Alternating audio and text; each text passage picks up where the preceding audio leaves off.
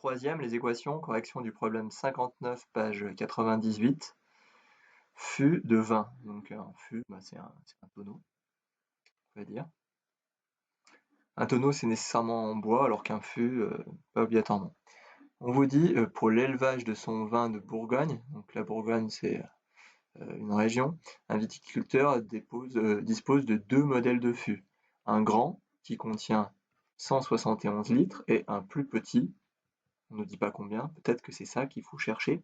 Alors, on vous dit pour l'élevage, oui, a priori, on n'élève pas du vin, on le produit, hein, on cultive la vigne et on produit du vin à partir du raisin. Donc l'élevage, c'est plutôt pour les animaux, mais comme les vendeurs de vin ont envie d'en vendre plus, quand ils mettent élevage, on a l'impression que ça doit être meilleur, donc on va plus en acheter. Donc dire l'élevage du vin, c'est vraiment un terme de merchandising, de publicitaire, on va dire. Voilà. Donc revenons à nos moutons. En l'occurrence, c'est pas des moutons, mais des fûts de vin. Donc on vous dit avec 10 230 litres de vin, ce viticulteur, il va remplir exactement 40 grands fûts et 20 petits fûts. Et on vous dit quelle est la capacité de chaque modèle de fût. A priori, le plus grand, on le connaît, hein, c'est déjà donné. Donc, qu'est-ce qu'on cherche? Eh bien, on cherche la capacité du petit fût. Donc là, ils ont mis C, on aurait pu mettre X. X, la capacité du petit fût. Le problème, il va se modéliser de la façon suivante. Alors, on peut réfléchir.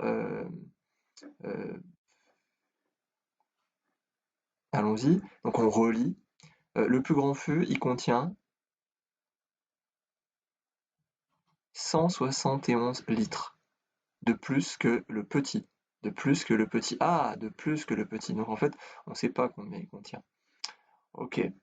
Donc, on reprend. Ce qui est important, c'est ça. C'est que j'ai 40 grands fûts plus 20 petits, et en tout, ça me donnera 171 litres de vin. Non, c'est pas ça. C'est quoi? C'est 10 260 litres de vin. Ok, donc 40 grands fûts d'une quantité que j'ignore, plus 40 petits d'une quantité que j'ignore, ça fait en tout 10 260 litres.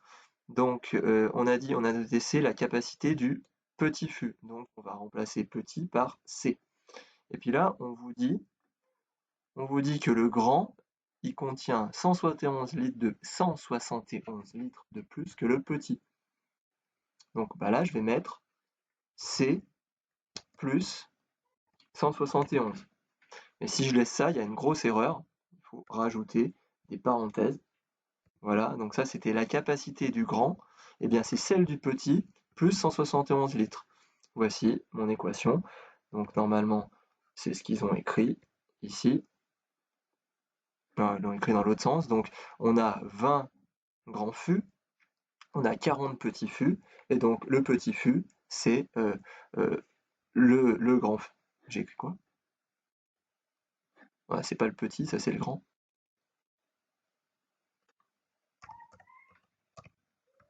C'est le grand fût. C'est 160 litres de plus. Donc là, on a une équation. On va faire la distribution de 40 à C et à 171. On obtient donc 40 fois 171 à la calculatrice, 6840. Maintenant, on réduit les termes en C entre eux.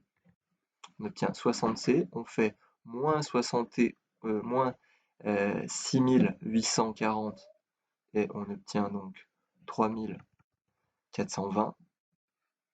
Et donc, si on a 60 fûts et qu'en tout on a 3420 litres, eh bien, un fût, c'est 3420 divisé par 60. Et la calculatrice nous donne un volume exact. Si vous avez eu si vous n'avez pas eu un nombre entier, c'est qu'un truc qui ne va pas. A priori, on estime que tous les fûts sont entièrement remplis. D'accord? Il n'y a pas des fûts remplis à moitié. Donc voilà, on a trouvé